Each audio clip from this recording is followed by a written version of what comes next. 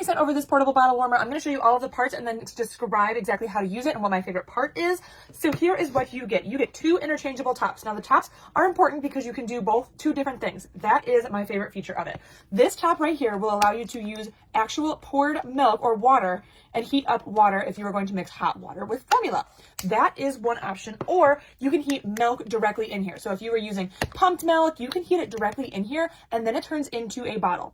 Either way, you can use it for any type of mom, especially a mom who's going back and forth between pumped milk and using a formula. So both of those tops are included. You do get 2 different size nipples, a small one and a medium one that you can interchange between the 2 of those. You get the power cord as well as the actual heating device. Now the power cord will charge it up so that you can heat it 8 different times before needing to charge it again. But this is the actual heating device that you put the bottle onto. You'll see the bottom has that little silver part. You line it up. It gives you a little bit of a space to line it up on where you just kind of twist it right there. And now it is lined up where that is going to heat up whatever is in here, water or milk.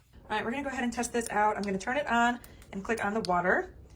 And now I'm gonna get it to, let's do 90 degrees. So it's gonna go ahead and start. I have the thermometer here.